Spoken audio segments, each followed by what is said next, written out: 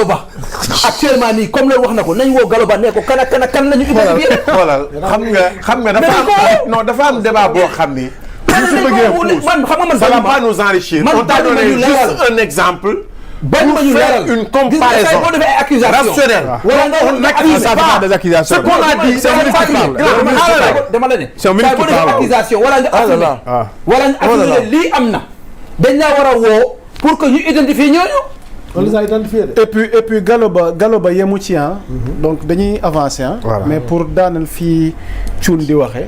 donc on est ay taskatu xibaar lañ ko. l'histoire est là aussi donc c'est important des fois Samba tamit ñuy fàttali loo xam ne c'est des faits. parce que tamit defe naa ne ñun ci factuel lañ war a dox. waaw du yaakaar naa wala foog naa. maintenant nag yow en tant que Samba Ndong tu es libre de croire ou de ne pas croire. mais en 2022 yemul sax ci plus de 1000 emplois fictifs yi. mais vous imaginez ce que cela a coûté ci askanu Sénégal. C'est combien de milliards. wax ko. Ces agents de l'État fictif ont coûté aux contribuables sénégalais 5700 milliards francs CFA par an. Voilà. kon xam nga c'est identifié. Presque la bourse des étudiants annuellement. donc non mais sans compter. xam nga lu gën a grave loolu. xam nga tey dugul ci côté santé. voilà non pareeguma. non y a énormément de choses yoo xam ne. doyen Sanu. xam nga dafa am Sénégalais ngeen di wax dafa am Sénégalais il ne faut pas juger aussi nos propos de verbiage. non Sanu respecte au moins notre moralité. Non respecte notre moralité. Non tu respectes notre moralité. Ça je te le dis. Non. Pour lan ñu koy woo. mais Samba pour lan ñu ko woo. Samba lu am la. Samba non c'était en 2022. Samba ko mu joxe ay C'est 3 ans. Il faut respecter quand même. ma gëm ko man. mais nga bañ ko gëm. pour ma gëm ko nga gëm ko bañ ko gëm. mais respecte au moins. respecte au moins. mënuma respecter lu ma gëmul. respecte nos postures. mais ça devient Samba tu es mais c'était en 2022. Samba t'as pas besoin de crier. Nous ce qu'on te dit là. C'était en 2022.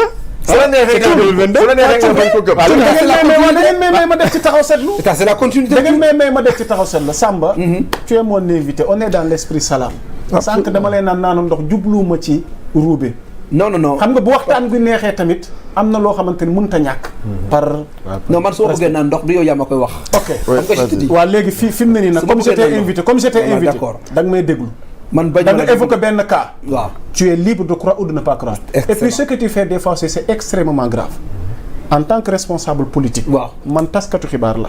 man jàpp naa ni. ci fait loo xamante ni du sos du inventé. ndax lu ma la fi wax rek mën nañ ko gëstu ci archive yi. waaw nee nga mën nga gëm comme mën nga bañ a gëm. mais loolu sa ci gël guy la. mais encore une fois am na fait yoo xam ne tamit nag Samba kilifa nga. buñ la ko waxee ci loo xam ne jëf la lu am la. déet yow boo ci amul gëstu wala amoo ci xibaar. tant que déglu ma rek boo ci amul gëstu amoo ci xibaar léegi da ngay bàyyi ñu wax la buñ la waxee boo mënee gëm nga bañ a gëm. Thioune da nga évoqué dossier boo xam ne ni c'est l'occasion. comme waxtaan la ma indi ci ay leeral. ndax yor naa xibaar bi 2022 la xewee fii ci réew mi. Gallo Ba nekkoon ministre ci fonction publique. waaw ñu amal rapport. ci fonction publique. mais li ci gën a grave mooy mon doyen Abba Sow. Vous imaginez dans un pays que des salaires versés à des agents de l'État décédés ou résidant à l'étranger, des cas d'abandon de poste et de salaires virés sur les comptes bancaires de citoyens n'étant pas sénégalais et des déclarations de maladies de longue durée sans justification sont autant de fraudes découvertes par les enquêteurs. À regretter Gallo Ba à l'époque face aux députés Assemblée nationale la xewee woon.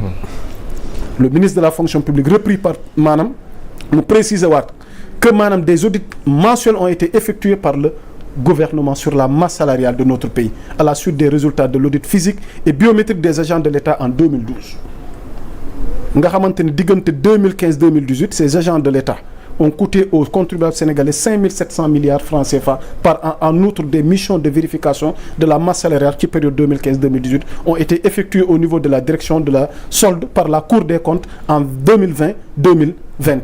waaw li may wax ni boo ko gëmul. rapport bi disponible ni. non Samba. Ça a été dit devant les députés. Devant les députés. devant les intervenir. Et c'est un officiel qui parle. yow yaa joxe kàddu gi. non man dama la ñaan. waaw léegi noonu doo ma may ma pare sama jox kaddu ma bàyyi la. doo ma may ma pare su ma paree ma jox la man yaay sama gan on est dans l'esprit salam. man je ne m'énerve pas jarul nga may wax ne. voilà léegi nag dama bëgg nga may rappelé ndax ma lay jox kaddu ndax ma jox waruma jox ko yaa ma invité ma war a jox kaddu. sama jox kaddu je prends mes clics et mes claques et je sors. non tout simplement et bonnement. c'est simple comme bonjour. non c'est simple comme bonjour soo ma jox kaddu je prends mes clics et mes claques je sors tout bonnement. parce que dama war a jox kaddu. non mais Samba jarul nga may rappelé ndax ki nga invité. jarul nga koy rappelé ndax dañ koy jox kaddu ndax ko jox kaddu jarul nga ko koy rappelé.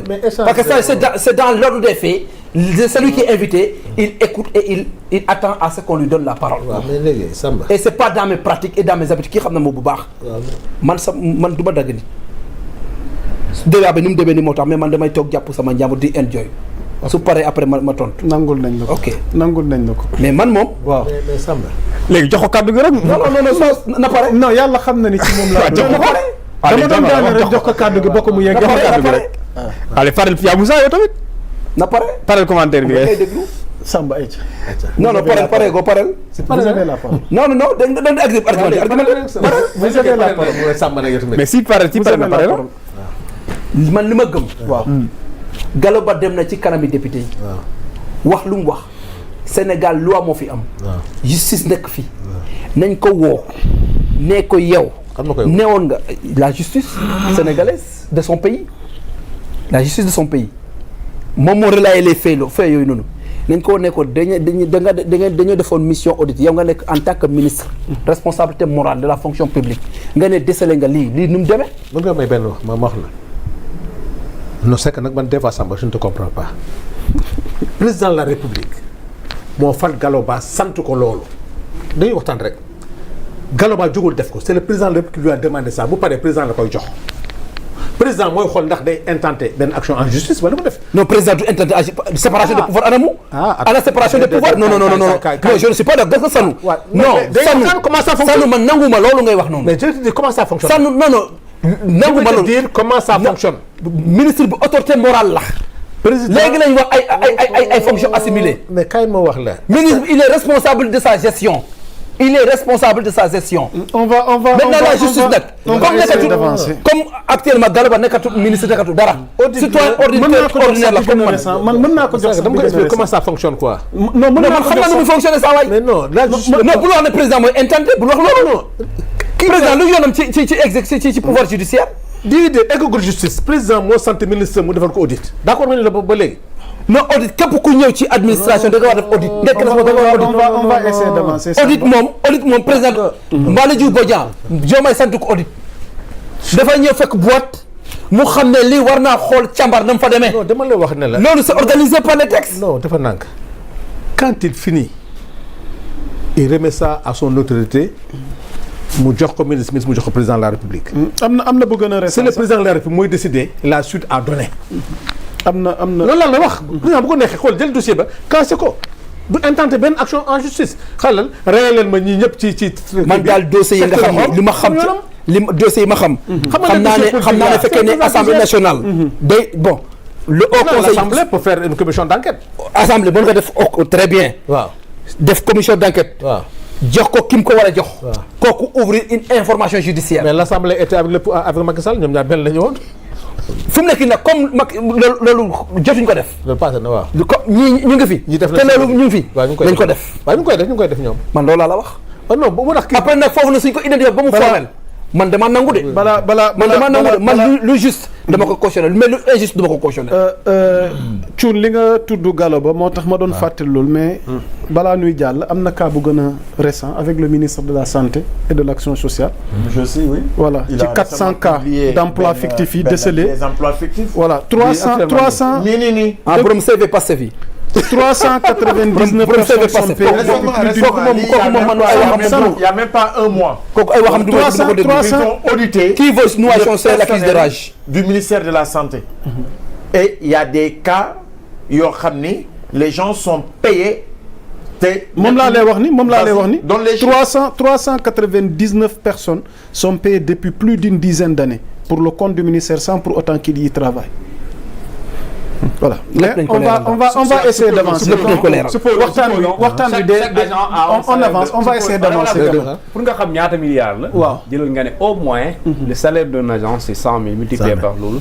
par le nombre d'années. par le nombre. xam nga loolu il faut qu'on aille vers l'uniformisation. Avec la des recrutements. Il y a beaucoup de manquements. Sur les recrutements. Fonction publique des recrutés. Ministère de la santé des recrutés. Etc. etc. Donc il faut que ñu am benn plateforme unifiée. de la fonction publique ñu centraliser ko. C'est important nga xam ni enseignant bi tey buñ ko nee affecté nañ la Fongolembi bi il a un répondant là-bas bu nee tey démissionné na ñaata enseignant ñoo dem en Europe. ah oui wala dans les projets. dans les projets. ñaata nit la ñu génnee dans les corps de l'État exercer tuñu mais mënuñu am un fichier fiable. pour mën a mesurer est-ce que ñii ñi ngi xëy ci hôpital bi wala xëyuñu ci hôpital bi. loolu mënul nekk. non xaaral xam nga lu mënul nekk. non xaaral. enseignant bu quitté classe mais xoolal da ngay déglu aussi. IEF ba xamu ko. IA bi xamu ko. du fi jeex xamu ko. waaye du fi jeex mënul nekk. waaw da ngay déglu tamit xoolal saaga nag les inspecteurs nag yéen tam. sëñ bi ñun lu ñu lay wax nii xoolal ñun lu ñu lay wax nii on est des hommes de terrain. kan ne ko homme de terrain. le débat nga xamul. on termine le très saint Coran laa la waatal déglu ma rek. xam nga wax parfois dañ ciy toll dañ koy dompot. du ma personnaliser du ma tudd tur. mais je parie sur l'honneur sur le très saint Coran je connais quelqu'un boo xam ni mi ngi fayeeku fonction publique. liggéeyul ba tey. ah non xam na loolu sax moom. man xam ko de bu ma xam man xam naa ko bokk. ndax je parie ko def. sur les deux saintes tombes de mes parents man duma la wax ko fenn. man yow dara jaralu ma fenn. on va essayer d'avancer donc l'émission on va essayer d'avancer. il faut que ñu xool l'avenir du Sénégal. waaw c'est ça qui est en jeu. poste bi nga xam ne nit abandonné ko mais da ngay déglu tamit Sanu. Samba poste bu benn nit. baal ma poste bu benn nit abandonné. lu ma gis. comment faire pour combler ça. waaw loolu mooy objectif bi. un médecin bu bay benn hôpital à Kédougou à Fongolembi remplacé wuñu ko c'est un déficit dans le système sanitaire. Comment faire du question ne dafa daw. mi ngi fayeeku salaire. mais nan la ñuy mën a def pour que automatiquement que ces prestations de services soient dans la continuité. loolu mooy objectif bi. que l'enseignant bi ñu affecté ci benn poste mu abandonné bay wala mu amaat leneen lu ko gën ñu mën a identifier loolu. te loolu c'est la dématérialisation moo ko mën a régler. L'impossible n'est pas africain. L'impossible n'est pas sénégalais. suñ ko dématérialisé woon. lépp mu nekk un système unifié. avec le new deal là. mais quand même le new deal technologique et cetera. mais c'est rien du tout. pour loolu la rek c'est rien du tout. Sénégal gestion ma ne amul lu mënul nekk il faut que ñu jéem. ña koy def gënuñu. ëpp nañu xel. ëpp nañu xalaat. xam nga léegi Samba maanaam par ricochet. waaw. fi ñu toll nii comme dafa bokkoon ci waxtaan wi ñu dugaale ci licenciement yi nga xamante ni ça fait débat et la rencontre bi nga xamante ni récemment am na muy rencontre tripartite bi entre état bi syndicat bi ak patronat bi par rapport enjeu ak perspective yi nga xamante ni tey yow à ton niveau donc xalaat nga ko donc ñu dugalaale ko ci même question. dama ñëw un peu en arrière. parce que par rapport su ma jëlee un professeur. professeur am proviseur. am censeur. nga xam ne saay boo yëg see classe école. da ngay émarger saay boo toogee une journée wala 2 jours ñëwoo dañ lay jox demande d'explication lu tax xëy si woo nga ne il y a des professeurs wala il y a des enseignants yoo xamante ne dañuy fayeeku salaire te jotuñu liggéeyuñu loolu man gëwma ko loolu mënul nekk censeur bi nekk fa proviseur bi nekk fa wala principal bi nekk fa ak surveillant yi yor ay cahier de charge nga war a xëy si war a émarger signer ñu suñ la affecté wala nga dee wala nga li lépp dañ koy notifier parce que il y a l'administration territoriale nit ki su dee tey mu nekk professeur administration bi déjà dañuy def note ne diw gaañu na après dañuy remonter information ba ci trésor public direction de la solde. oh Samba daanu nga je te donne un cas. dañ koy remonter laa la wax. je te donne moi un cas. dañ koy. mën naa la jox un cas boobu su pour amee dire que loolu li nga wax c'est pas avéré. ma ne loolu la war a demee nag. noonu la war a demee mais demeewul noonu. man nag gaw ma ne demeewul noonu ndax.